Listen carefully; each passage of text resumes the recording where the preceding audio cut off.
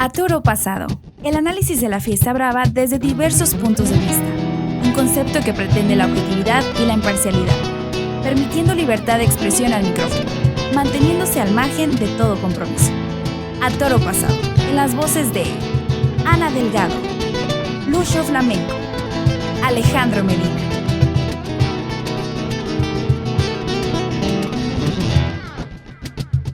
Las versiones aquí vertidas son responsabilidad de quien las emite.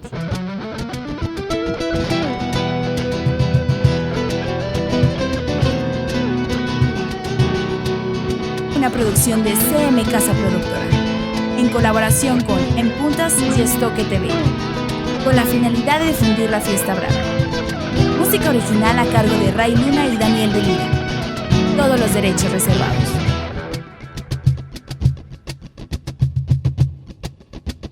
¿Cómo están, mi gente? Bonito día, bienvenidos a Podcast A Toro Pasado. Esta tarde, con el gusto, el honor y el privilegio de un invitado que estoy seguro que les va a parecer bastante ameno todas las pláticas que vamos a tener con él. Pero antes de presentar a nuestro invitado, quiero darle la bienvenida a nuestra amiga y compañera Anita Delgado, que nos tenías abandonados. Ana, hombre, qué mala cara viste, coño. Gracias. Un saludo para toda la gente y un gusto volver aquí a estos micrófonos. Como siempre, me da mucho gusto venir a hablar de lo que más me apasiona, que es la fiesta brava. Lucho. Venga, pues antes de presentar a nuestro invitado, quiero platicarles que ya tenemos la edición de agosto de la revista Bravura. Pueden visitarla a través de la página de internet, así lo googlean, revista Bravura, van a encontrar en esta edición pues el triunfo importante que tuvo por ahí el matador Héctor Gutiérrez en la Copa Chenel. Todos los mexicanos que han estado por ahí picando piedra y que han tenido éxitos tanto en Europa como en Sudamérica. Entonces, bueno, pues visiten la edición de agosto de la revista Bravura.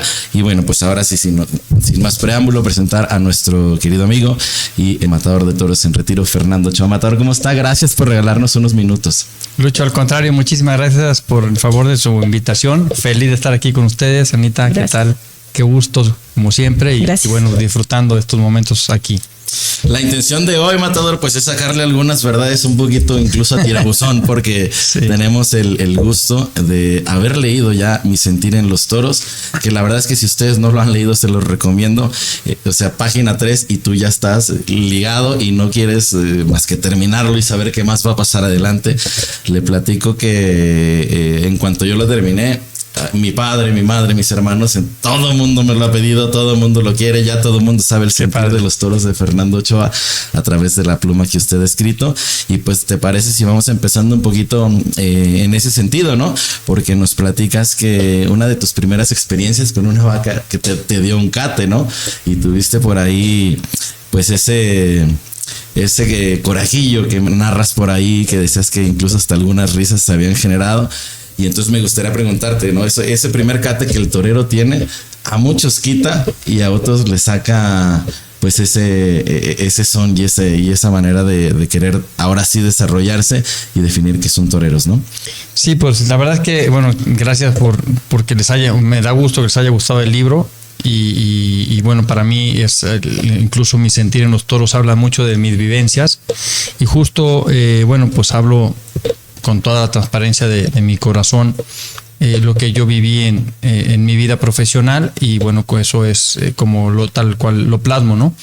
Y una de las cosas bonitas que tiene el toreo es siempre la madurez que te va forjando como ser humano, como hombre, como persona, porque el toreo no solamente es ponerte el traje, torear y brillar en la plaza, sino la formación que tienes como ser humano, que trasciende muchísimo más alto que luego las tardes importantes de éxito en la plaza, porque para poder triunfar uno requiere de mucho sacrificio, mucha disciplina. El éxito no es fácil, el éxito hay que trabajarlo, hay que buscarlo, no es suerte, sino que es algo con el que se tiene que vivir día a día y esperar el momento donde puedas manifestarte con éxito. Y fíjate que una de las cosas que a mí me pasó de niño, la primera vez que toreé en mi vida, yo tendría alrededor de 10 años, y cuando sale la becerra, a mí la verdad me dio mucho miedo, y pues bueno, impulsado un poco por mi abuelo, porque él siempre tuvo la ilusión de que yo fuera torero y siempre me apoyó desde que yo era niño, me llevaba a la plaza de toros y por él me crece la ilusión de torear y mi sueño.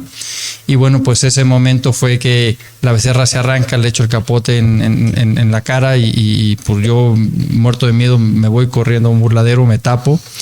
Pero algo bonito es la superación personal, que incluso a los mismos 10 años empiezas a forjar como hombre porque sabes que no te puedes dejar caer en un sentimiento de fracaso, sino que te tienes que levantar. Y el hecho fue, pues, día a día intentar superarlo hasta poderme poner delante de la becerra y poder dar mis primeros muletazos que me llevaran a mí después a conseguir mi sueño, ¿no? Entonces, una de las cosas bonitas fue el carácter que con ese tiempo yo pude de alguna manera manifestar en mi persona y asimilarlo y solventarlo, y cuando lo ves que realmente puedes, pues oye, la grandeza del ser humano dice sí se puede, ¿no? Hoy que nos platica Matador acerca de la dificultad y de que el éxito no llega sino que se trabaja, me gustaría preguntarle, pues usted como novillero tuvo tanta relevancia que fue de los pocos novilleros que realmente incluso llegó a cobrar siendo novillero aún. Entonces, ¿cuál sería la causa o el por qué hoy en día los novilleros no generan ese interés en el aficionado?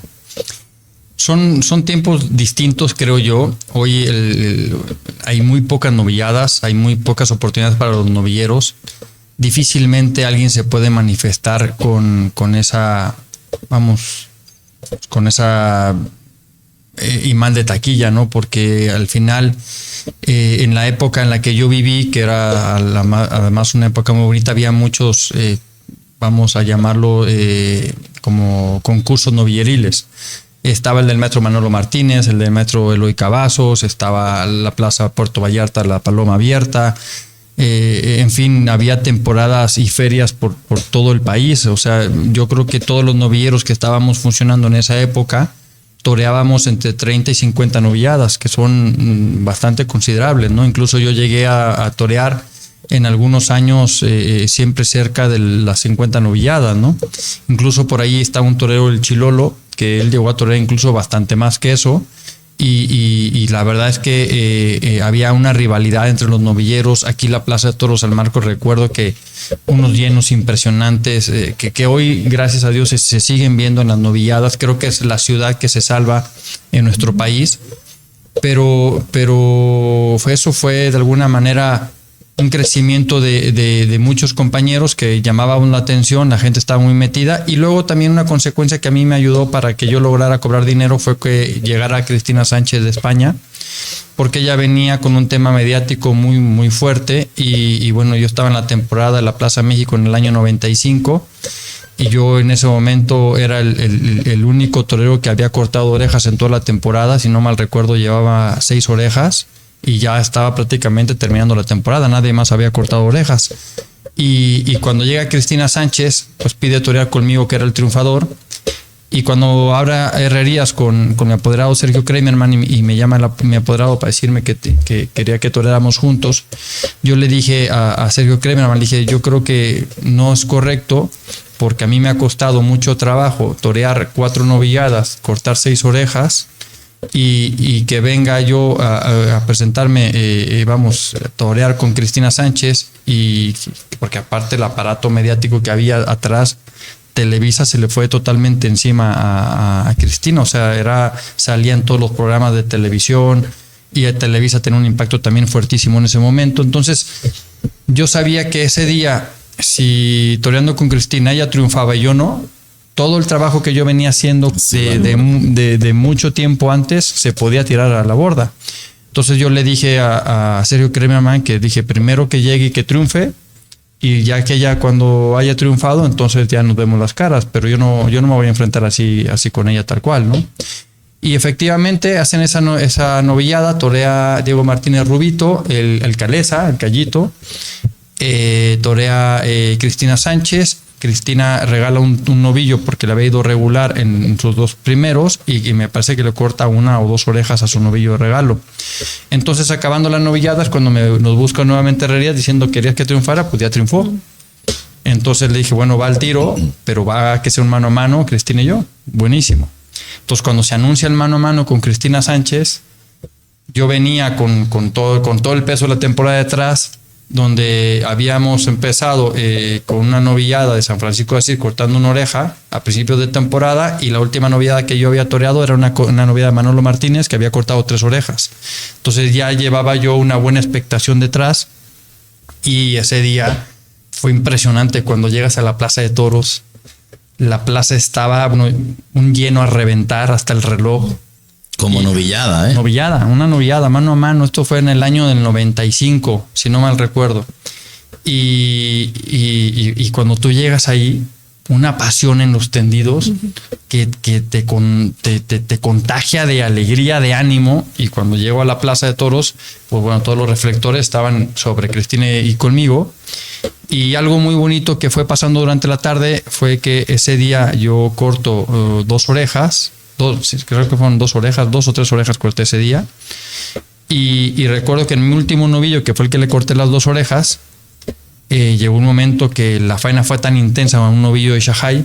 Cristina lamentablemente no tuvo suerte, no le había ido bien. Y el novillo fue muy emotivo. Y no, bueno, fue la locura desde que cogí la muleta y le pegué los péndulos en los medios y empecé a torearlo. Era la gente una entrega total hacia mi persona, entre gritos de torero, torero, y luego se cambiaron a México, México. Y cuando corono la faena con un espadazo, se derraman los ríos de gente y te sacan a hombros. Y me llevaron a hombros desde la Plaza de Toros hasta mi hotel. Recuerdo que cuando salimos de la Plaza de Toros y agarramos la avenida Patriotismo, pues prácticamente la avenida, que son 6, 7 carriles, se venía desbordada y la gente no podía pasar. Los coches venían, pitaban, unos se paraban, se aunaban a la salida a hombros. Yo decía, no me lo puedo creer esto que estoy viviendo, porque era el momento más importante de mi carrera, ¿no? Y gracias a esa novillada, después de ahí, logro empezar yo a cobrar dinero como novillero, que yo nunca me lo hubiera imaginado, porque prácticamente siempre íbamos a los gastos y siempre andabas arañando con el tema de los gastos, que te alcanzaran tus gastos. Y aquí ya empecé yo a ver el fruto me empezaron a hablar todas las empresas y todas las empresas me empezaron a dar un dinero que a mí, bueno, me daba mucha motivación y bueno, pues si de por sí salías a jugarte la vida con gusto, ahora con dinero veías como que todo se venía abriendo un panorama muy bonito. Creo que fui un privilegiado en haber vivido ese, aunque fue el último momento de mi carrera, prácticamente fue 7, 8 meses los que tuve esta fortuna, pero fue algo muy bonito, ¿eh? A mí me gustaría regresarnos un poquito antes de su relación con Aguascalientes y sobre todo cuando llegó a Corlomé. A mí me gustaría que nos platicara sobre sus experiencias cuando llegó a esta ganadería, y que usted ha mencionado en otras entrevistas que sintió que el ingeniero Sergio Lomelí era de los fuertes, de los duros. ¿Qué nos cuenta de esta etapa? Durísimo. Yo creo que son de las personalidades que he conocido yo, un hombre con carácter muy duro, muy duro. A ver, yo llegué de alguna manera regañado, castigado a Corlomé, porque a mí cuando en el año del 94 a mí me estaba apoderando Marco Antonio Ramírez, el doctor Marco Antonio Ramírez de Morelia, y bueno, de alguna manera pues el doctor siempre con una gran disposición y con muy buena voluntad apoyó mucho, pero era un apoyo que yo lamentablemente a mi corta edad pues se me subió de alguna manera el aire a la cabeza y te subes un ladrillo y realmente no ves la verdad o la realidad de tu situación, sino que tú crees estar muchísimo mejor en un lugar, como que no te merecen muchas cosas, ¿no? Cosa que también, bueno, tenía que vivirlo yo para darme cuenta. Y cuando yo voy a la Plaza México en el año 94, me presento en 2 novilladas y realmente pego dos petardos, 2 fracasos. Así como el 95 fue éxito, pues el 94 fue fracaso. Entonces, el doctor Marco en ese momento pues me dijo, pues ahora te dimos todo para que llegaras aquí a triunfar, y como no triunfaste, pues ahora te tienes que ir pues como un centro de recapacitación, y que puedas volver a poner en orden tus ideas, y te vas a Corlomé. Yo ya tenía el conocimiento, conocía al ingeniero Sergio Lomelí, porque ya había estado en varias tiendas con él, habíamos hecho una buena amistad. Y cuando llego con el ingeniero, que amablemente me recibió en su hacienda, ahí en su casa, pues en ese momento me invitó a que fuéramos a caminar un pasito, la verdad, en la tarde, que fue muy agradable porque yo pude expresar todos mis sentimientos, lo que yo llevaba adentro. Y él ya lo había visto venir ese tema conmigo, en mi persona, de que estaba perdiendo el piso, porque en algún momento él me dijo, mira, cabroncito, tú te estás elevando mucho y mientras más te eleves, la caída va a ser más fuerte. Más vale que pongan los pies en la tierra a tiempo. Y eso me lo dijo prácticamente como unos 7, 8 meses antes. Y quién iba a decir que a la postre me iba a quedar nuevamente con él. Y él ahí me hizo ver las cosas. Me dijo, ¿te acuerdas que te lo dije? Le dije, sí, dije, me acuerdo perfectamente. Entonces me dijo, bueno, vamos a hacer un compromiso. ¿Tú quieres ser figura del toreo, no? Le digo, sí. Me dijo, vamos a sacar un compromiso y vamos a poner de aquí en adelante qué es lo que vamos a hacer para que tú seas figura del toreo. Entonces hicimos una serie de compromisos personales en las que yo, bueno, al final del día, cuando yo estaba con el doctor Marco Antonio Ramírez, pues me encontraba siempre en un lado de comodidad, ¿no? Camionetas con chofer, avión privado, helicópteros para ir a ganaderías a tentar, que a ver, eso no sucede, o sea, no es normal. Sí, claro. Entonces, a mí, que yo no tuve la inteligencia o la capacidad en ese momento de sacarlo como decir, esto es una cosa, y mi situación es otra, sino que me la creí y cuando yo me encuentro en Corlomé y yo llego ahí a La Paz, Jalisco, una población pequeñita, apenas como 100 viviendas, un polvaderón allá, a veces no había ni agua caliente o luz, y yo decía, si yo vengo del Four Seasons, ¿qué hago aquí ahorita yo? O sea, es como... O sea, me costó mucho trabajo el ubicarme en mi realidad, pero ese paso fue buenísimo porque aparte me encontré con la mano dura y enérgica del ingeniero Lomelí, una persona con un carácter cuadrado y enérgico a más no poder, al grado que él, por ejemplo, me hacía que yo me parara antes de que amaneciera. Yo ya tenía que estar en el cerro corriendo, cuando yo normalmente me paraba a las 9, 10 de la mañana y luego tranquilamente y en la comodidad me iba a entrenar. No, aquí era, me paraba a correr antes del amanecer, tenía que estar ya en el cerro. Regresando tenía que hacer mi toreo de salón y después de desayunar me ponían a ver videos, a leer libros y luego hacer labores del campo, ayudarle que ir a dar de comer a los toros. Que eso llegó un momento que me gustó tanto y me apasionó tanto que se volvió mi vida. Incluso en el mismo convenio que habíamos hecho era que de 48 horas al mes, o sea, quiere decir que 2 días al mes iba a tener yo como recreativo para poder yo salir un poquito y despejarme del rancho. Y yo había meses que duraron 3 o 4 meses que no salía ni los domingos, porque a mí me encantaba quedarme en el rancho y me apasionaba el tema de lo que yo estaba haciendo. Incluso el ingeniero me decía, ¿por qué no sales? Le dije, porque no lo necesito. Dije, estoy aquí feliz. Toreé todas las becerras del ingeniero Lomelí. Él habló con los ganaderos de la región que amablemente todos se portaron de categoría máxima. Ángel Corso, Fernando Topete, Manuel Cortina.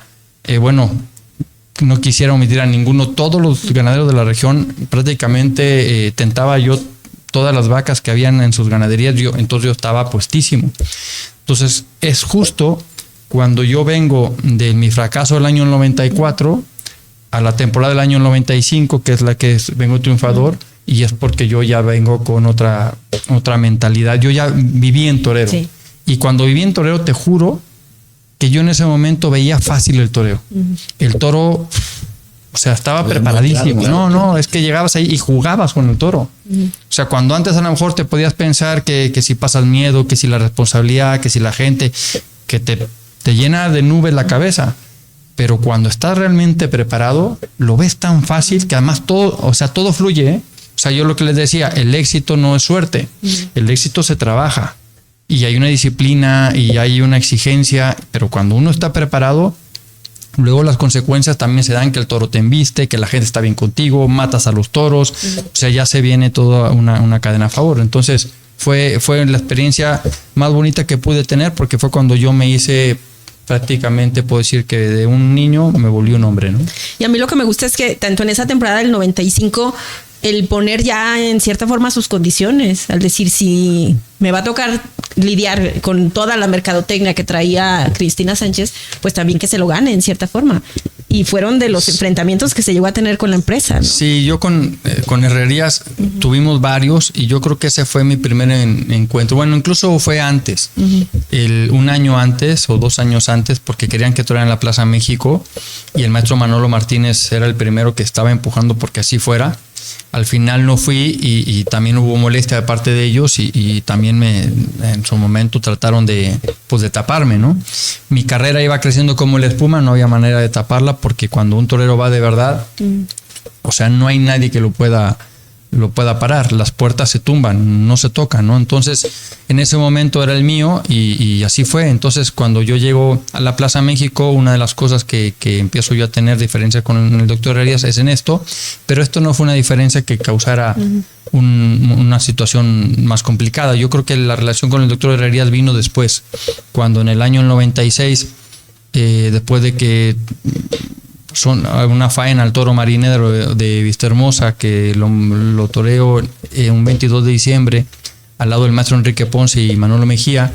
Ese día le corto una oreja que fue de las orejas más importantes de toda mi carrera. Hay una faena que para mí ha sido la mejor en la Plaza México.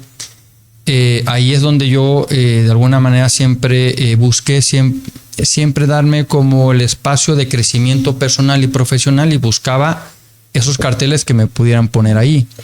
Y cuando él era, es como que si triunfas, te someto. Porque él siempre quería tener a gente sometida. Es como que no dejaba que alguien se le subiera, ¿no? Y yo en mi lucha de decir, oye, primero pongo delante del toro y ya di resultados, pues ahora yo lo que busco no es lo que tú quieres, claro, es lo que yo quiero, ¿no? Entonces, pero vamos poniéndonos de acuerdo. O sea, tampoco vengo yo a imponerte o exigirte, pero sí es... Oye, yo lo que necesito es otro cartel de figura del toreo como el que me acabas de poner, porque además te di los resultados, ponme en uno igual. Claro. Pero cuando vas a poner con dos compañeros que estamos en el nivel, pues yo siento que mi crecimiento profesional se puede ir viendo estancado, ¿no? Entonces, esas cosas fueron complicadas y aparte él con todo el aparato mediático que trae atrás, porque lo que él decía era la razón y uno no tenía ni voz ni voto, ¿no? Pero sin embargo creo que la dignidad del ser humano y del profesional es mucho más importante que todo eso.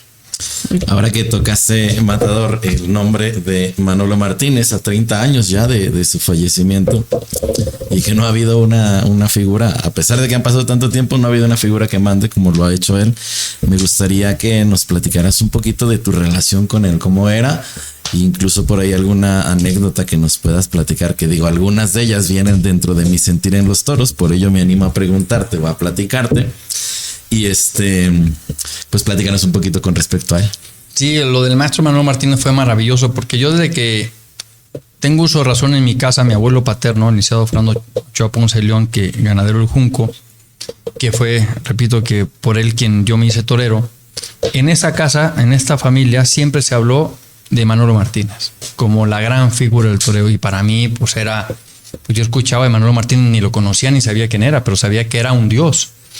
Entonces, cuando yo vengo creciendo como novillero y en el camino me encuentro que puedo yo torear en la plaza de él en Monterrey gracias a don Pepe Chafic, pues es para mí, ¿qué te digo? Es como, saber el sacerdote que va a Roma y ve al Papa, ¿no? Claro.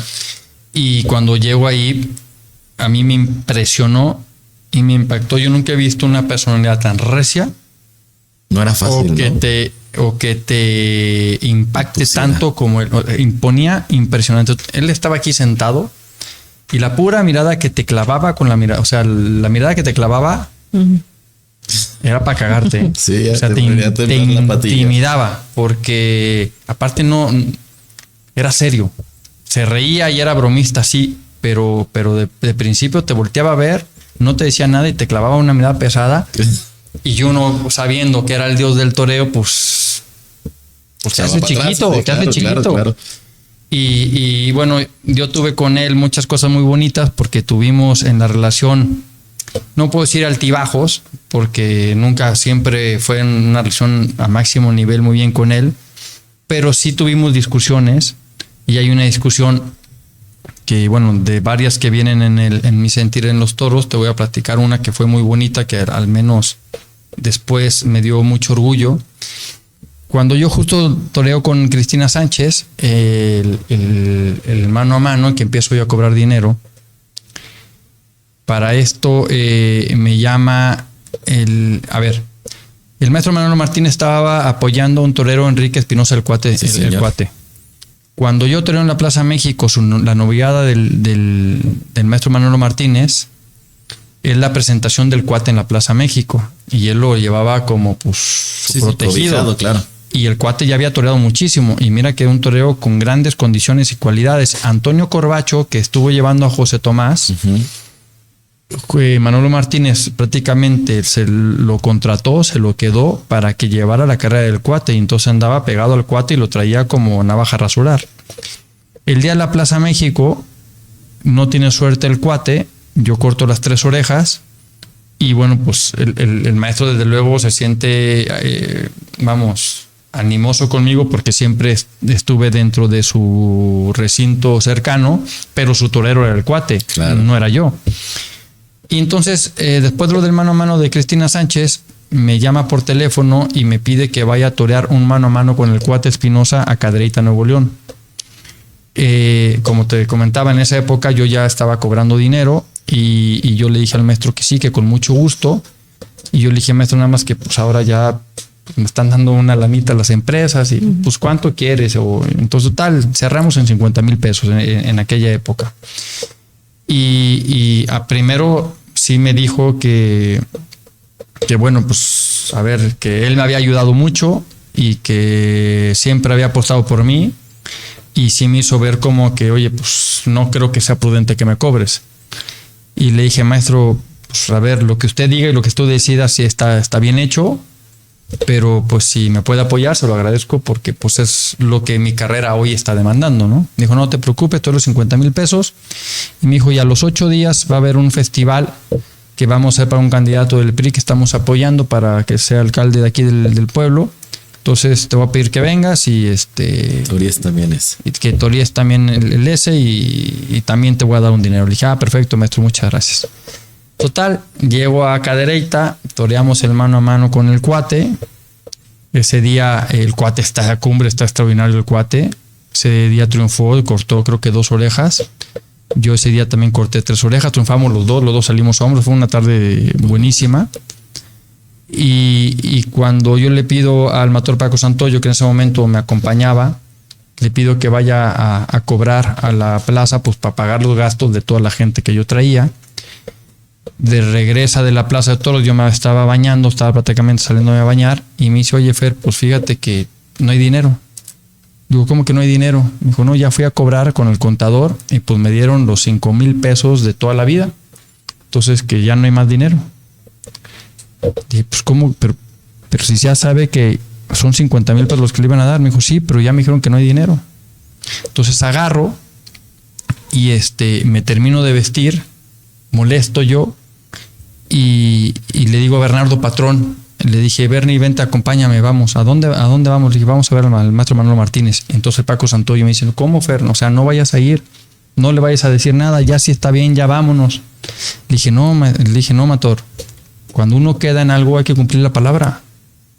Y yo no me puedo ir así. Total, llego a la Plaza de Toros con Bernardo Patrón y en eso estaba ahí una de las personas que limpiaban la plaza. ¿Qué hubo, matador? ¿Cómo estás? Me saluda. Le digo, muy bien, muchas gracias. Tú también. Oye, ando buscando al maestro. Me dijo, está en casa aquí del Gallo Cantú. Aquí está 3 cuadras a la izquierda y llegas. Y yo ya sabía dónde vivía el gallo. Entonces llego a la casa del gallo, toco la puerta. Y cuando toco la puerta me abre Patti, la hija del señor Cantú, y a lo lejos se ve en el comedor sentado el maestro Manolo Martínez, don Cuco Peña y el papá del gallo. O sea, habían como 5 o 6 personas ahí que entiendo que eran sus amigos cercanos y a lo mejor socios, ¿no? Entonces de repente me ve a lo lejos el maestro Manolo Martínez, entonces me manda a llamar, ¿no? Pues, con su voz peculiar y Fernando,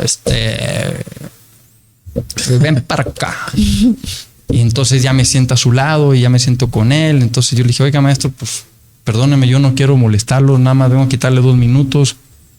Si puedo hablar con usted. Y ya me dijo, sí, claro que sí, puedes hablar conmigo, lo que haga falta. Me dijo, pero mientras come, a ver, denle de cenar y que coma y enhorabuena y gracias. Y entonces empezó ahí como un poquito el tema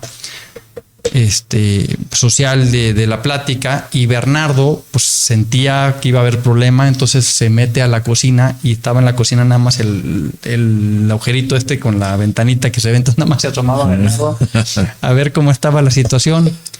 Y en eso le dije al maestro Manolo Martínez, maestro, la verdad es que le agradezco mucho la cena, le agradezco mucho todo, pero yo solamente quiero quitarle 2 minutos, maestro. Y si puede ser en privado, pues se lo agradezco mejor, ¿no? Me dijo, no, a ver, ¿qué me tienes que decir? Me dijo, porque aparte no hablaba, nada más se te queda viendo. ¿Qué me tienes que decir? Son mis amigos. No les oculto nada. Entonces, total, yo de repente sentía, hijo, pues es maestro, pero es que, a ver, maestro, pues es que usted quedó de pagarme 50,000 pesos y fuimos a cobrar y nada más nos dieron 5,000. Entonces, pues vengo por los 45 que hacen falta, pues porque pues ya me quiero ir yo pues de regreso, ¿no? No, hombre, que se enoja. Pego un manotazo. Me dice,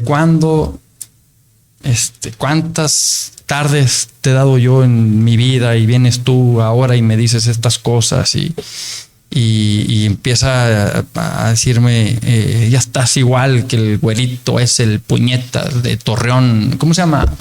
Gilio, Gilio, la chica. Me dijo, están igualitos. Y me dijo, tú fíjate en el dinero de las figuras, el dinero de Ponce, el dinero de esos grandes, que cuando van a un pueblo se llevan hasta las sillas de las escuelas, pero ahorita no.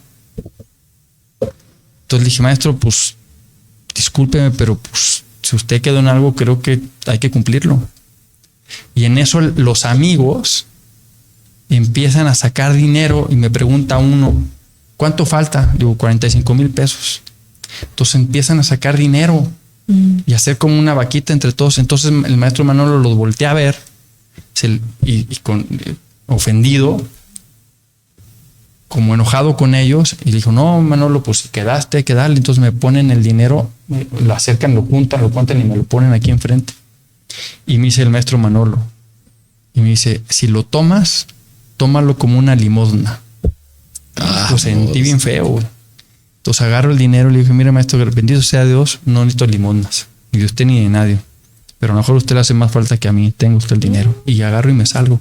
Y cuando ya voy camino para la puerta, le digo, y usted me dijo que me necesitaba el próximo fin de semana, ¿no? Aquí voy a estar y no me tiene que dar nada. Y me voy. Entonces, pues fue un momento que cuando yo me subo a la camioneta, pues Bernardo, no manches, Matador, ¿qué hiciste? Claro. Y dije, pues no sé, pero yo ya me desahogué, yo ya desde para mí las cosas de frente como son, ¿no? Y total, ya agarramos con mi gente, nos regresamos a México, ya nos vamos. Y lo que sucede es que al día siguiente me quedé de noche a dormir en Monterrey, y al día siguiente en la mañana voy a desayunar y voy caminando por la Macor Plaza, y justo en ese momento uno de los señores que había estado en esa cena con el Matador Manolo me ve. Fernando, ¿cómo estás, Matador? Le digo, muy bien, muchas gracias. Usted también, muy bien. Oiga, qué gusto. Discúlpeme por la escena de ayer. Me dijo, no. No tienes nada que disculparte. Tú tenías la razón. Pues al final del día, si él quedó en eso, nosotros estamos obligados de incumplirte. Al contrario, 1000 disculpas. Le dije, no, pues ni me diga. Me dijo, pero ¿sabes qué pasó? Cuando tú te fuiste. Cerraste la puerta. Cuando cerraste la puerta, volteó Manolo a vernos a los que estamos ahí y dijo, este va a ser figura del toreo. Entonces, híjole, cuando me dijo eso, se me puso la piel de gallina y dije, no, ya me pagó. Sí, claro. Ya me pagó. Total, me fui, me regresé yo a mi tierra, y a la siguiente semana, que el festejo era el sábado, me mandó 2 pasajes de avión, llegué al aeropuerto, me tenía una Suburban con chofer, o sea, me trató de figuricísima el toreo. Como candidato del PRI. Sí, bueno, total. Y cuando salgo de ahí me hace un cheque por la liquidación de la tarde anterior y por lo que me había quedado de ese día. Y yo agarré el cheque, pues dije, no, lo voy a enmarcar, pues trae la firma del maestro Manolo. Claro. Pero en un momento de sequía, pues lo tuve que cobrar.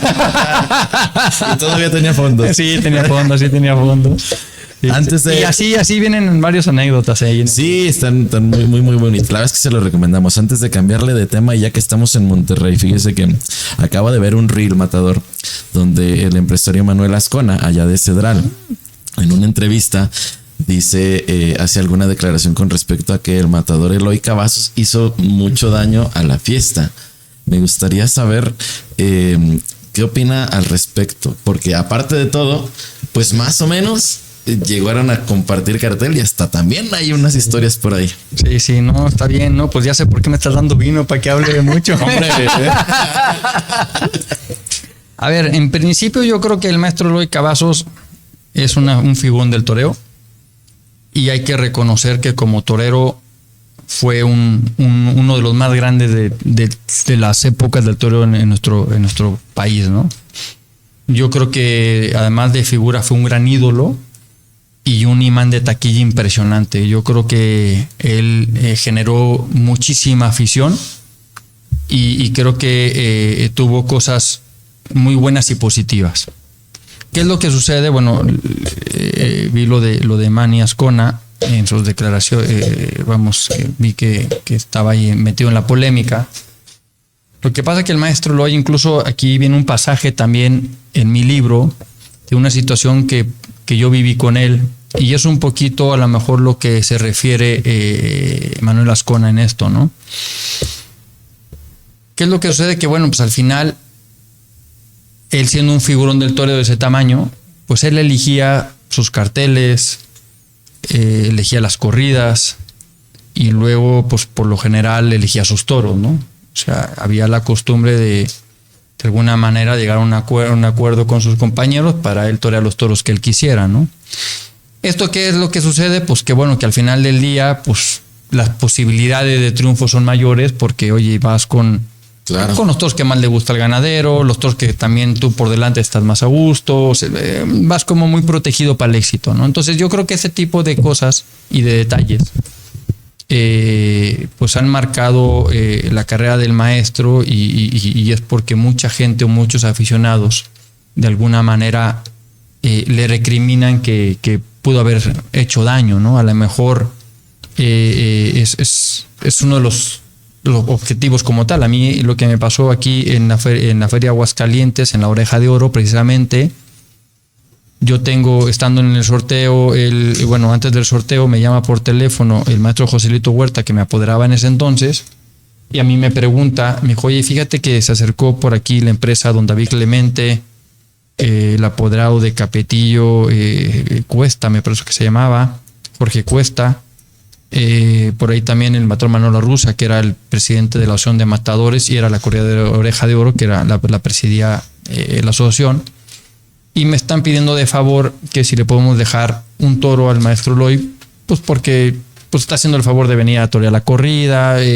lo golpeó una vaca en el campo, entonces viene medio lastimado, entonces está haciendo un gran esfuerzo, entonces quieren ver si tenemos la atención.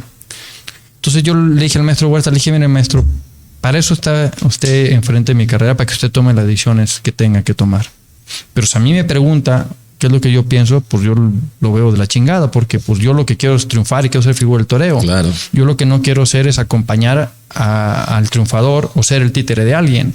Yo quiero que las cosas sean parejas y que luego lo que salga a la plaza, pues ya será lo que sea, pero pues así tenemos que cada quien jugar con nuestra propia suerte y jugarnos la vida, ¿no? Yo, si me pregunta, yo no estoy de acuerdo.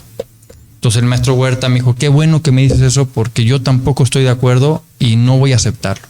Dije, me dijo, aguantamos hasta la última consecuencia, hasta donde termine esto, no hay problema, maestro. Total, se van al sorteo y en el sorteo dice el maestro Huerta que llegó y pues que la cara de don Rafa Bay, del tableado, toda la gente de Cavazos, pues era como de mentada de madre, ¿no? Entonces llegan al acuerdo los toreros de esa tarde, de los 6 toreros que íbamos, los otros 4 llegan al acuerdo con don Rafa Báez que si alguno de ellos sacan el toro que él quería, se lo cambiaban al maestro. Entonces la única posibilidad que había que no le tocara pues era la mía. Y aparte yo era el último torero, era el último papelito que iban a dejar en el sombrero. Pues cómo fue la suerte del maestro Huerta o la mía, que al final del día me llevo el toro que él quería. Un toro divino de Pepe Garfias, era un tacazo el toro. El toro salió bueno, lo toreé, a placer, lo mato, le corto 2 orejas y me hago en ese momento el triunfador de la Oreja de Oro. Recuerdo que cuando a mí me iban sacando en hombros por la plaza, el maestro Eloy Cavazos incluso se fue por el callejón. O sea, fue una situación que en ese momento vino la grandeza para mí, el triunfo y todo, pero luego tuvo sus consecuencias, porque yo tenía un contrato firmado con Espectáculos Taurinos, que luego me llamó don David Clemente para decirme, o te disculpas con el maestro Eloy y hablas con él y esto se arregla, o entonces el contrato que tenemos contigo firmado no lo voy a poder llevar a cabo. Le dije, a ver, ahora resulta que usted me está diciendo que un contrato que tengo con la empresa Espectáculos Taurinos no me lo va a respetar porque yo tengo que ir a pedir perdón. Dije, discúlpeme, está muy equivocado, don David. Le dije, yo, antes que torero soy hombre, soy ser humano y lo que tengo es dignidad. Y no le voy a pedir perdón a él y usted me va a cumplir el contrato sí o sí.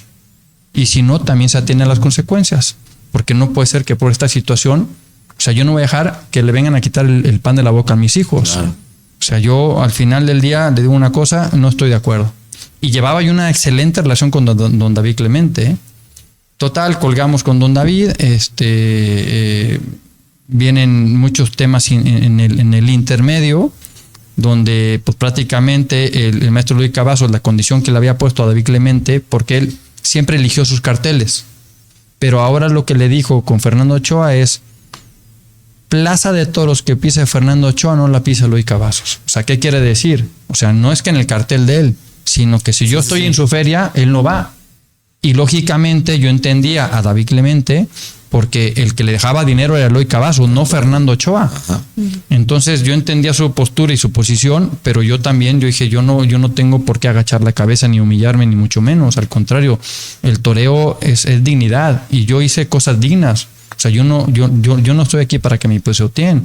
Y si me tengo que quitar de torero, me voy a quitar antes de que yo me dejen que me pisoteen. Entonces, todo eso llegó a escalar a tal manera que llegó un momento que la Asociación de Matadores traía un problema arrastrando económico y de alguna manera había un grupo diferente que quería tumbar a Manolo Arruza en ese momento de la presidencia. Y se juntó, recuerdo que el Gleason, Jorge Jesús el Gleason, tenía en el periódico Esto, que en aquella época el Esto pues era el mandamás en tema de deportes y de toros.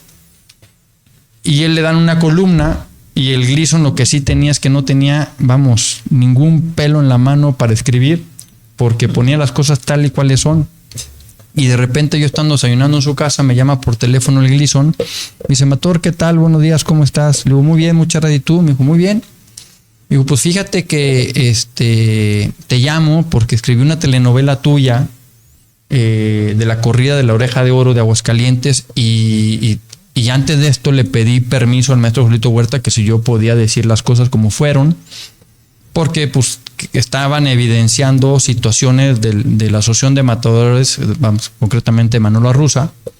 Entonces, pues para mí es importante que saliera. Entonces, pues vete a la esquina a comprar el periódico y léete la telenovela. Agárrate un cafecito y yo dije, a ver, ahora en qué pedo estoy metido, claro. ¿Sabes? Si de por sí yo traía los problemas acá, sí. Ahora con esto me compran el periódico, me lo traen a su casa y leo, y la verdad es que dice toda la realidad de cómo sucedió.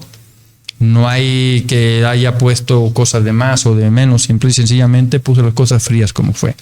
Y la situación aquí era que lo que ellos querían es hacerle ver al matador Manolo Arruza que es, siendo él el presidente de la Asociación de Matadores, pues tenía que proteger los intereses de los matadores, pero no de uno, sino de todos, claro. ¿No? Entonces decía, oye, ¿por qué tú fuiste a pedirle a Fernando Ochoa o Joselito Huerta el toro cuando, oye, tú sabes que al final la competencia pues tiene que ser igual para todos, ¿no? Entonces, ya cada quien traía su película y de alguna manera pues mi situación fue escalando a mayor con el maestro Eloy Cavazos, porque el maestro Eloy Cavazos cuando lee eso también pues siente que a lo mejor va dirigido por mí. Claro. Entonces va creciendo la situación y al final tiene su resultado y vimos la solución que al final llegó, y al día de hoy tengo una excelente relación con el maestro Luis Cavazos, y mi reconocimiento, como lo dije al principio antes de hablar de él, yo creo que ha sido un figurón del toreo, es digno de admirarse. Aparte todos sus logros son impresionantemente grandes. Y una cosa, yo creo que es una cosa del tema que él como torero fue muy grande, y la otra que la consecuencia con sus acciones de tanto poder que bueno, pasó a perjudicar a muchos otros más personajes del toreo, ¿no? Anita. Yo me quiero quedar con las faenas que al menos me tocó ver. Yo recuerdo mucho a Lantano en aquella feria, que fue una faena larguísima y que la disfrutó al más no poder. ¿De ese tipo de faenas son las que se quedan en el alma o es con las que usted se quedó? ¿Esa y algunas otras que nos pueda contar? Sí, Lantano fue una faena para mí muy importante porque yo venía recuperando terreno. Mi carrera fue de altibajos, lamentablemente, porque, bueno, lo explico también en el libro, ¿no? Yo creo que la espada es fundamental para que te hagas figura del toreo y bueno, mi espada era regular, y luego mis distracciones también que tuve de mujeres, también eso me afectó también en mi carrera, ¿no? O sea, es el hecho de no estar centrado como cuando estaba en Corlomé, que llega un momento que estás como, vamos, que sales a la plaza y te comes al mundo, ¿no? Y cuando tu cabeza anda un poquito dispersa, pues también hay consecuencias.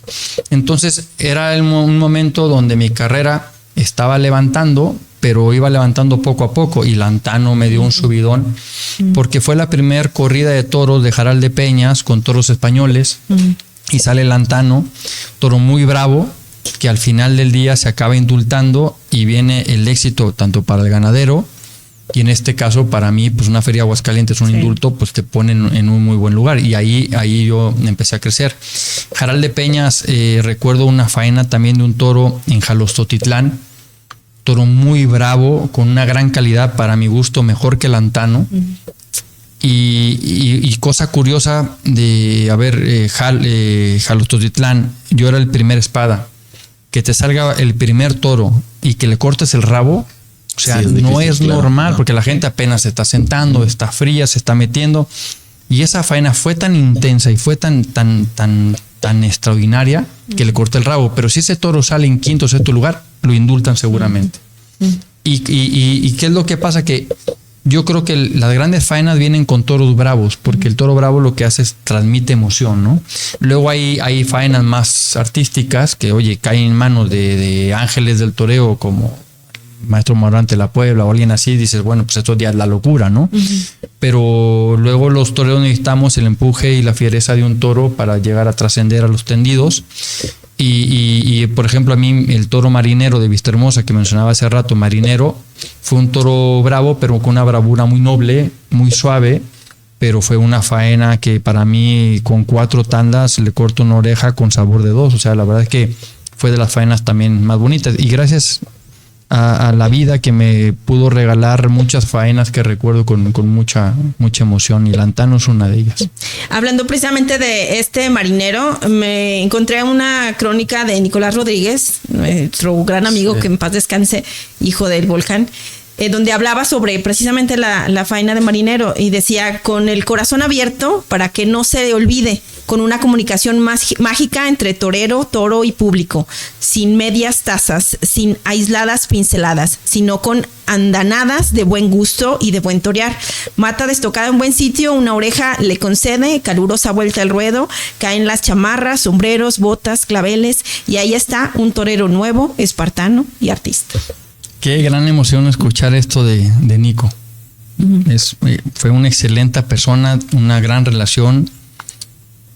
Y bueno, con esa familia tan bonita del maestro, y una pena que se haya adelantado, pero qué bonitas palabras. Sí, y nos lleva a los que no lo vivimos a como sentirlo, y además que era muy joven, que empezaba pues en una carrera que así como lo fue, espartana y artista, y de mucha dignidad, porque ahorita que lo escucha uno hablar, a lo mejor y se queda con la imagen del torero solamente, pero ya cuando le habla al ser humano, vemos a un hombre con una dignidad que supo pelear desde novillero, y eso es de aplaudirse, sin duda. Muchas gracias. No fue fácil en ese momento, pero yo creo que lo más bonito en esta vida es tener tu esencia, tu personalidad y la dignidad intacta, ¿no? Yo creo que, a ver, el respeto es lo más maravilloso que hay, porque si tú quieres que te respeten, tú tienes que respetar, pero siempre buscas un equilibrio de lo justo, y lo que no te gusta es que tú respetes y a ti no te respeten. Claro. Entonces es cuando dices, a ver, tienes que poner una línea, ¿no?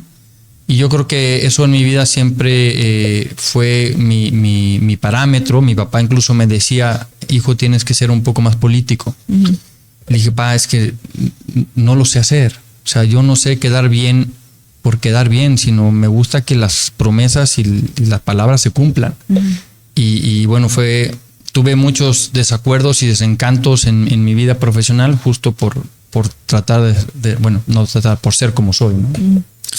Ya casi para cerrar, Matador, de mi parte tengo un par de preguntillas más. Ahora que platicas historias de cronistas, me gustaría preguntarle ¿cómo debería de ser, cómo entiende usted, Matador, que debería de ser la comunicación taurina el día de hoy?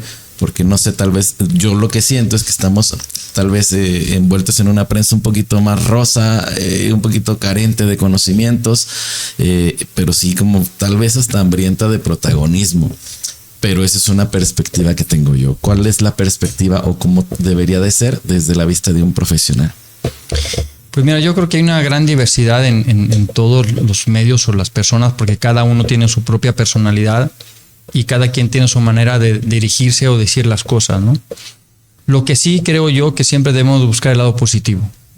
El enfoque tiene que ser, o sea, si yo voy a una plaza de toros y yo fuera un cronista o yo fuera un periodista, yo sí diría la verdad por la dignidad que estamos hablando. No le voy a dar coba a alguien que estuvo mal, voy a decir la realidad, pero de una manera en el pedir está el dar, o sea, no bélica, no más. No bélica, porque ajá, luego hay quien se engancha y es como se mete incluso y ofende. Yo creo que tampoco necesitamos ofender a nadie, simple y sencillamente podemos decir nuestra propia verdad. Y con positivismo de que cuando yo lo lea y que yo sé que no estuve bien, lo leo y digo, oye, pues tienes razón, ¿sabes? Y tengo que aceptarlo como es, porque al final yo como torero salgo a la plaza, no me engaño, yo sé si estuve bien o estuve mal, y que luego alguien venga y te lo diga en bonito, oye, esto estuvo así, te das cuenta de una realidad y te ayuda también de alguna manera a mejorarlo, ¿no? Yo lo que buscaría es el lado positivo y decir la verdad, siempre la verdad, que eso, la transparencia en la vida es lo mejor siempre.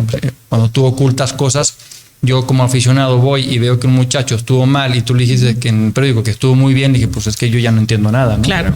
Entonces yo creo que siempre tiene que haber la transparencia de la verdad. Y de mi parte, ya para cerrar la mía, mi estimado Matador, me gustaría que nos platicara un poquito, quise dejar esta pregunta al final, de esa relación Corbacho, José Tomás, Fernando Ochoa, e incluso de aquella vez que hasta me lo andaban tapando por andar haciendo cosas. Me dieron puertas, sí. Y si ya se retiró o veremos desde su perspectiva como amigo, vestido de luces a José Tomás alguna vez más. Pues, híjole, yo creo que la ilusión de todos nosotros es volverlo a ver vestido de luces, y yo creo que lo debería de hacer. Para mí, yo no he visto otros toreos, he visto la historia y he visto que ha habido grandes figuras del toreo, grandes revolucionarios, pero yo al que he visto, para mí el mejor torero de lo que hay, sí, de mi historia y de lo que yo puedo ver y contar, sin lugar a dudas, José Tomás. Luego hay muchísimas grandes figuras del toreo, cada quien con sus cosas, ¿no? Y bueno, ahorita el tema de Morante La Puebla, que es impresionante, o lo que ha hecho en su momento Juli o Rocarrey o Ponce. O sea, sí, hay grandes figuras del toreo, pero para mí José Tomás está en una dimensión superior. Oye, habrá quien no lo piense igual, es muy respetable. Mi palabra no es verdad, es mi sentir solamente, ¿no? Y yo creo que él merece, a mí me gustaría que se pusiera el traje de torear y hiciera algo, porque creo que las últimas dos corridas no fueron del todo de la aceptación de todo el público. A ver, todos al final lo aceptan como es y como fueron las cosas, pero a él le gustaría ver a la gente de otra manera, ¿no? ¿Qué es lo que pasa? Que de alguna forma, yo creo, él es grande y se ve grande como se vaya, ¿no? Aunque ya no vuelva a torear. Pero creo que sería bonito que lo volviera a hacer. Sé que es difícil, es complicado, porque imagínate tú un torero que ha estado tanto tiempo parado, y aunque él luego torea mucho en el campo, Pero no es lo mismo ir al campo y torear 3 vacas a que tú te pongas para que tengas o enfrentes un compromiso de la plaza que sea, pero al nivel de José Tomás. O sea, él no puede regresar a un nivel que no es José Tomás. O sea, y para eso sé que no, él es no un lo hace. grande reto, tal vez, ¿no? No, a ver, él es una persona, como lo digo en el libro, o sea, es transparente, honrada, honesta, tiene una verdad impresionante, se torea como se es, así como torea de verdad y también es detrás. Es muy humano, tiene un gran corazón y no lo hace por dinero, o sea, él lo hace porque es su vida, ¿no? Pero bueno, al final el hecho es que para mí sería bonito que al final él tomará la decisión de que pueda hacerlo, pero ese compromiso de que él se prepare de torear becerras a estar matando toros y que esté al nivel de lo que ha sido siempre, o sea, es un tramo largo, es una preparación muy intensa, una preparación muy larga. Y además de eso, el riesgo, porque es un toreo que está en riesgo todos los días. Sí. O sea, yo a lo mejor salía cuando estaba de profesional a matar un toro a puerta cerrada y lo veía como preparación, pero si no lo veía, pues yo me ponía cómodo. Él no se pone cómodo. Una anécdota que voy a platicar, que viene en el libro. Él estaba retirado, viviendo aquí en Aguascalientes, íbamos a todos los días a correr, nos íbamos aquí hacia Jesús María y regresábamos y nos poníamos que torear 2 o 3 veces a la semana en el campo. Entonces íbamos a muchas ganaderías, la pasábamos bien porque él estaba disfrutando, estaba retirado y yo estando en un momento muy bueno e importante de mi carrera, disfrutaba muchísimo yo como torero. Pero yo veía que el nivel de José Tomás estaba impresionante, incluso con las vacas que yo lo veía a un nivel superior. Entonces yo un día le dije, oye, hay un semental en la ganadería de mi abuelito que dio muy malo, lo vamos a matar, no está toreado, ¿lo quieres torear? Mi hijo, órale, va. Entonces llegamos al rancho, estaba mi tío Tiquis, que era el ganadero, solamente en el palco, él y yo en la plaza, y hacía mucho aire ese día. Y el toro, pues ya un toro ya grande de edad, tendría unos 8 años, 7, 8 años el toro, o más. Y un toro con 500 kilos. Y el toro por el pitón izquierdo se venía por dentro y pegaba un derrote seco. Y pues en cualquier momento sentías que lo podía coger. Con el capote ahí anduvo solvente con él. Por el pitón derecho le pegó algunos buenos capotazos. Coge la muleta. Y cuando él sale de principio de los tercios hacia los medios, va pegándole doblones por el pitón izquierdo, siempre era el cabezazo que incluso le cogía la muleta. Entonces, en la primera tanda que le va a pegar, él se va a los medios, se pasa la muleta a la izquierda, quita la espada, el toro queda en el tercio, entonces estaba él en los medios, el toro en el tercio y yo atrás en el burladero con un capote. Y se pone con la mano izquierda y empieza a sacar el pecho desde atrás y le empieza a echar la muleta, y cuando la va a presentar yo veía venir la maroma, o sea, yo dije, esto está cantado que es madriza, ¿eh? Y yo le digo a José, primero róbale uno y luego lo toreas. Y cuando José tenía la muleta casi para echársela al toro, la quita para atrás, levanta la cara por encima del toro y me dice, yo no sé robar. Y le vuelve a poner la muleta y mira, le pasaban los pitones por el pescuezo, boom, aquí, por la pierna, por un lado, por otro. Yo me quedé impresionado, impactado. Además dije yo, qué pendejo, ¿cómo le fui a decir yo esto a José Tomás, ¿sabes? Sí. Bueno, no es que acabó toreando al toro por el pitón izquierdo, no te voy a decir que el toro fue bueno, no, siempre fue con sus complicaciones, pero acabó toreando al toro prácticamente por el pitón izquierdo. El derecho lo cogió 2 tandas X, pero lo demás fue por el pitón, o sea, él fue su apuesta por el lado que era el complicado. Claro. Entonces yo cuando veo eso le dije, a ver, José, tú estás para torear, o sea, ¿qué haces tú ya de retirado? O sea, lo que tienes que es volver a torear. Y todo esto viene en el libro, porque luego viene el desenlace que vienen cosas más grandes y más interesantes después. Ya de León y demás. Pero ya no le diga más matador porque entonces no adquieren el libro. Que adquieran el libro. Entonces lo que voy es que yo deseo que sí toree, pero sé que es muy complicado porque ese riesgo que él puede haber en cada ganadería, en cada toro, para torear una corrida, híjole, no, yo no sé si se pueda, se pueda lograr. Ojalá que sí sea. Y la otra que me habías preguntado, lo de Corbacho. Sí. Lo de Corbacho, bueno, pues eso fue... Corbacho pues, era un loco genio, porque a lo mejor era incomprendido por muchos, amado por otros y odiado por otros más. Aquí en México estuvo incluso ayudando y apoyando muchos toreros, y de los cuales muchos tuvieron cornadas muy complicadas. El mismo Cuate Espinosa, Marcial Erce. O sea, hubo toreros que prácticamente por las jornadas que recibieron los llegó a retirar del toreo. El mismo Cejas que estuvo ahí, ¿no? Pero a ver, ¿qué era lo que tenía? Un concepto del toreo único. Y él es que tenía que ser el torero un samurái, y tenía a base del valor y de la cabeza imponerte a los toros. ¿Y qué era lo que pasaba? Que él siempre exigía 10. Y todos los que estuvimos entrenando con él, como yo, vamos, a lo mejor si exigía 10, yo a lo mejor era capaz de dar 2. Había otro que era capaz de dar 3 o 1, 4, mucho más que eso era difícil. Pues que José Tomás daba 20. O sea, llegaba un momento que Corbacho le pedía una cosa y él hacía 3 veces mejor de lo que quería Corbacho, al grado que llegaba José Tomás a las tablas y Corbacho lo agarraba a besos, diciendo, claro, no me lo puedo creer lo que estoy viendo, ¿sabes? Hay una noviada en Puerto Vallarta que viene en el libro, que es una historia sensacional, que bueno, ya la leerán. Pero bueno, lo de Corbacho, llegó un momento que como yo era un torero, que yo venía más del tema de la comodidad, eran los años 93, 94, y de todo, vamos, viendo la vida fácil. Yo tuve una época en noviero muy bonita en las primeras épocas, porque todo se me dio bien, todo a favor. Entonces te lo empiezas a creer todo y lo ves fácil.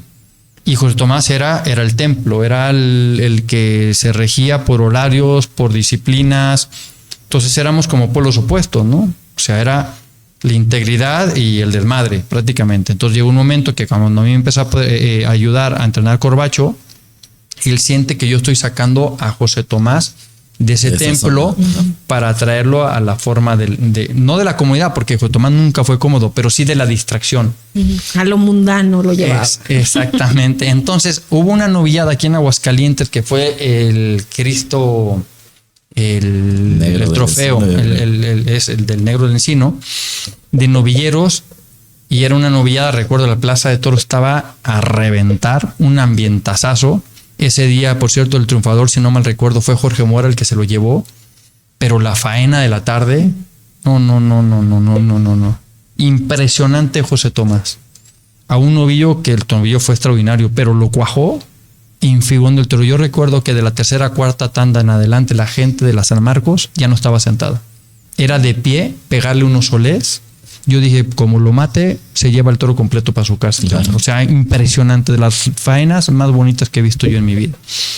Y ese día, como pincha el toro, y lo que había explicado en el libro, que los motivos por los cuales él creía que los había pinchado, entonces cuando no mata, se le va el triunfo, Corbacho pues le pega una paliza, y José Tomás pues no sale de la habitación. Entonces yo subo por él para ir a cenar, y abajo pues me estaban esperando todos, Jorge Mora, Pedro Montes, Luébano, pues para irnos de fiesta. Y cuando yo llego a tocar, pues yo sabía que José Tomás me estaba escuchando, pero no me hablaba ni me abría. Y el que sí me abrió de la puerta de enfrente fue Corbacho. Y ese día me corrió. Me dijo, yo no quiero volver a saber de ti ni que estés cerca de José Tomás. Te vas de nuestras vidas. Y al día siguiente ellos agarraron su coche, se fueron y me dejaron. Yo ya no regresé con Chafik a la ganadería, porque en ese momento fui desterrado.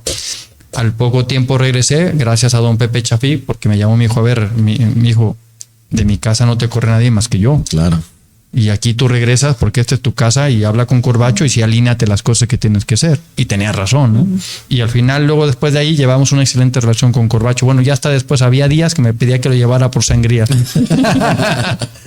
Pues dicen que ya no existen novelas taurinas, que eso quedó en la historia del pasado, pero yo creo que sí. Y la gente que hay que leer ese libro se vuelve una novela. Exactamente. Es que todo lo que nos ha contado, lo que viene en el libro y lo que quedó en el tintero, nos lo relata eso como una novela actual, taurina, que muchos que todavía llegamos a vivir esa parte, nos sentimos como parte de la historia y eso es bien bonito. Sí. Quiero agradecerle mucho y me acordaba siempre que triunfaba el Matador, no trajimos los claveles, pero Sí, como si los hubiera traído Matador. Muchas gracias, muy amable, Anita. Fíjate que sí, una cosa bonita, incluso en la despedida, de cuando vamos al mano a mano de Juriquilla, me dice Julio Tomás, te voy a pedir un favor.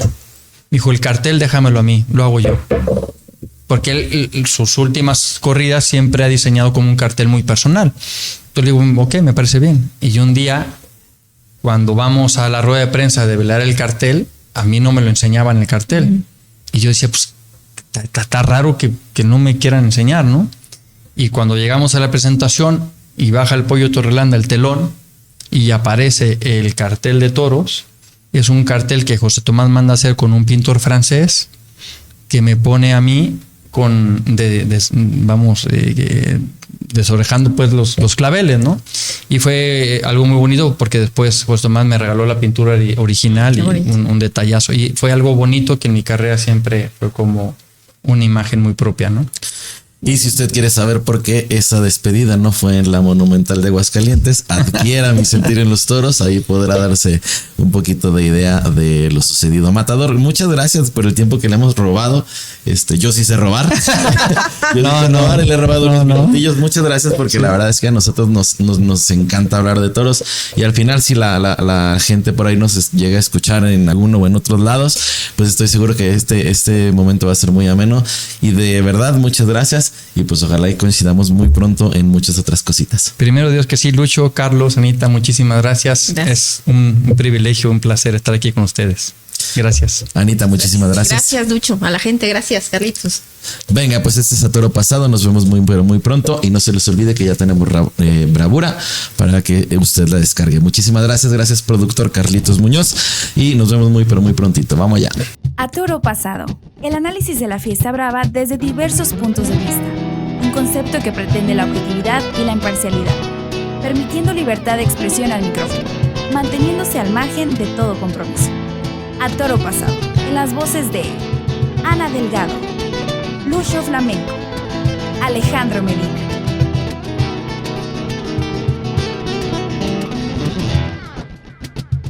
Las versiones aquí vertidas son responsabilidad de quien las emite.